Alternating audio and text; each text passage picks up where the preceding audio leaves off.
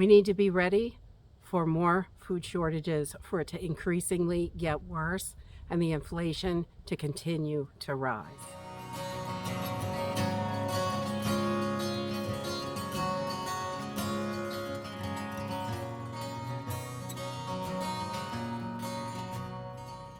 Hey everyone, welcome back to Homestead Corner. Today I just wanted to talk a little bit. I am seeing more and more about this food crisis, and shortages are going to continue to get worse and worse. There are lots of things that are just really hard to find or no longer available in the stores, and you know, the stores, there are weak spots in the stores. Some spots look pretty good and are pretty filled in, and other spots, they really don't have a lot of stuff in there. And you can see that there is still problems with the supply chain and having enough to go around. We're still seeing baby food shortages in our area. It's never gotten any better. There has been signs up with limits on baby food since the baby food shortage started. So I think it's really important that we continue to prepare and continue to stock up the best we can, because not only is the price going to continue to increase, it's going to get harder and harder to find. I have been looking around at different articles. I don't have one single article or two single articles that I got this from. But you can Google this information. You can find it all on the internet. It is definitely out there. Food shortages in 2023 are going to continue to worsen because of all the problems that are going on. And it's not just the war that's over in Europe. It is also all kinds of different things, the weather, things like that, shortages of items, shortages of fertilizer. They had big problems planting crops in California. 7% of the crops were never even planted. So we need to be prepared for this to really get worse. And as these things get in shorter supply, the more they will cost if we can even get them. And other things, it will drive those prices up as well. I put a little list together of the things that I noticed that they're talking about are going to continue to be a problem in 2023, and they may disappear altogether. And the first one I saw was sugar, because in South America, the cost of fuel is so stinking high. They have been converting more of the sugar to ethanol instead of sugar to try and help them out on that end of the fuel problem.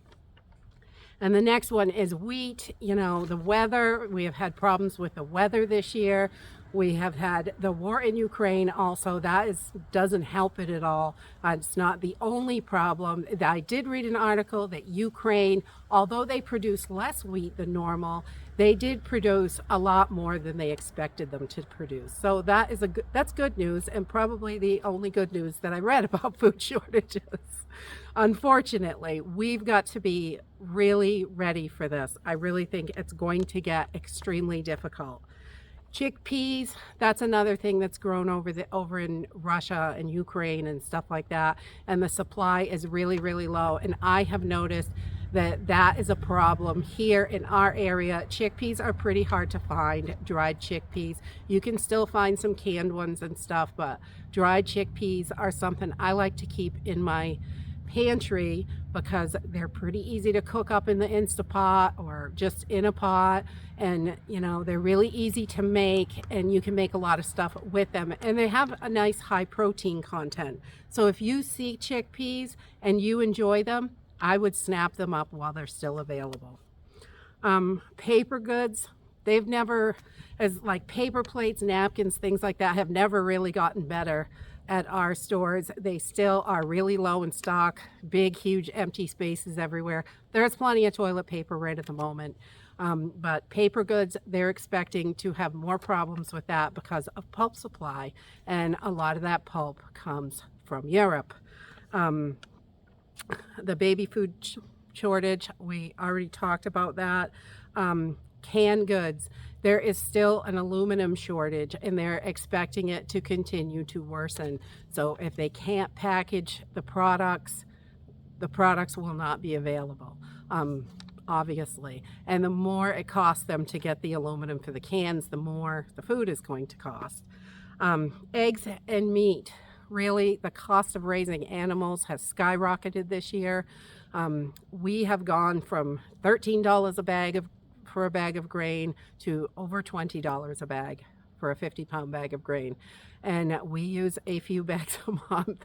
So that is something definitely, but keeping your animals, you definitely need to keep them fed. In order to get the animals to slaughter to the grocery store, it is costing more and more, and some farmers just are not able to do that, and they're getting out, and there's just all kinds of issues. It's not just one thing. There's so many issues, and they're all compounding together, and this is going to continue and really worsen. Meat and eggs, I think, are going to be a big problem in the future. If you can raise chickens, I would, even if it's just a couple, because not only do they produce eggs, when they're done producing eggs at a good rate, they can go off to freezer camp and feed your family.